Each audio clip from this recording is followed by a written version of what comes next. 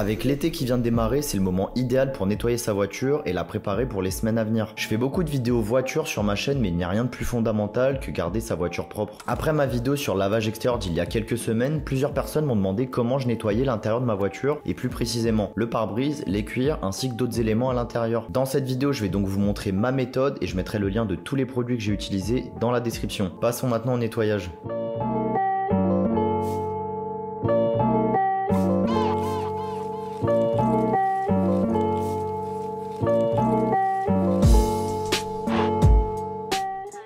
On va commencer par le pare-brise. C'est la première chose que je fais après avoir nettoyé complètement l'extérieur de la voiture. Comme pour ma méthode de lavage extérieur, je travaille en section. On s'attaquera donc à l'intérieur ensuite. Pour le nettoyer, il va falloir deux choses, du liquide vaisselle et une raclette. Je commence par remplir un bol d'eau chaude et j'y ajoute quelques gouttes de liquide vaisselle. Je trempe ma microfibre dans le bol d'eau savonneuse et je nettoie le pare-brise avec.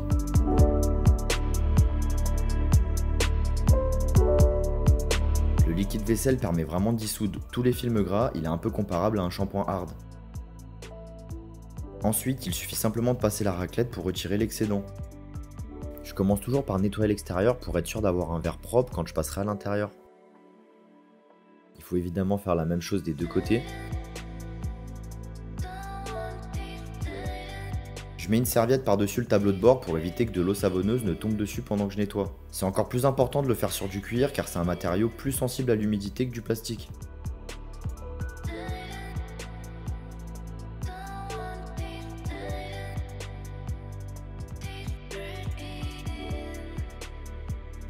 Je passe du côté passager pour faire la même chose.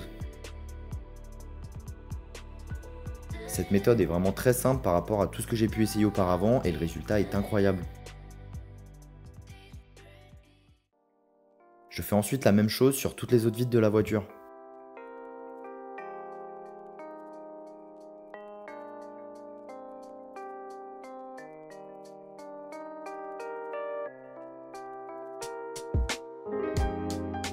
Pour nettoyer la moquette, je commence par retirer les tapis et aspirer tous les débris qui se sont accumulés.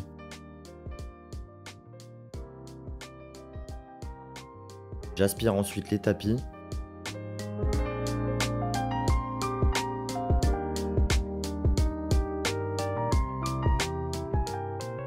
Et je les asperge d'un nettoyant multisurface type APC que j'agite à l'aide d'une brosse.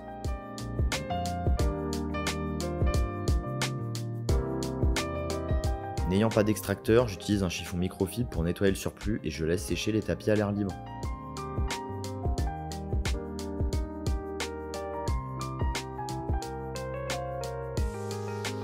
Passons au cuir. J'utilise un nettoyant Meguiar's que j'applique avec un pinceau. Pour le volant, j'utilise cette brosse pour avoir plus de résistance lorsque je frotte.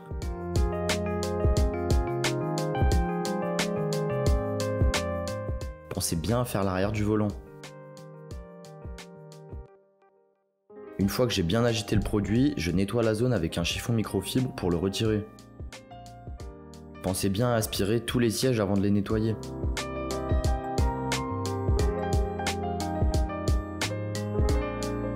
J'utilise un pinceau pour nettoyer les sièges pour être sûr d'atteindre chaque recoin. Sur cette Panamera, le tableau de bord et les panneaux de porte sont aussi en cuir. J'utilise donc le même produit nettoyant que j'applique soit avec un pinceau ou une microfibre en fonction de la zone à traiter.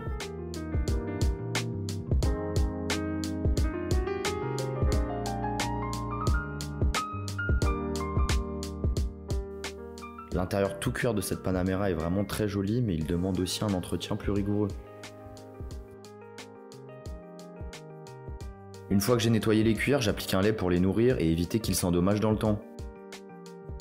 J'utilise un tampon applicateur pour bien étaler le produit.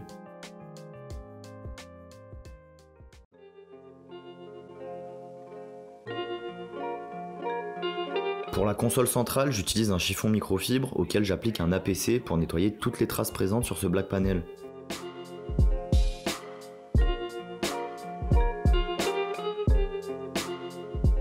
Pour les endroits difficiles d'accès, je peux être amené à utiliser un pinceau pour me faciliter la tâche.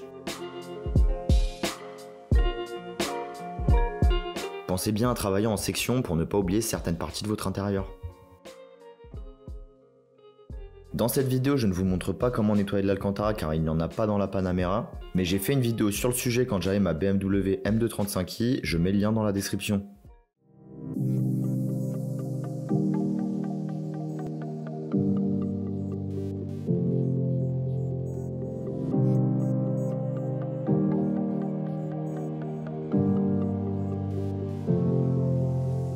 Nettoyer sa voiture pour moi c'est vraiment quelque chose de satisfaisant et je ne peux que vous conseiller de le faire. Cela vous permettra surtout de retrouver une voiture comme le premier jour où vous l'avez achetée. Comme d'habitude, si cette vidéo elle vous a plu, je vous invite à mettre un pouce sur la vidéo et à vous abonner à la chaîne pour ne pas rater mon futur contenu, ça m'aide vraiment beaucoup. Encore une fois, tous les liens des produits que j'ai utilisés dans la vidéo seront dans la description et nous on se voit dans la prochaine vidéo. Bye.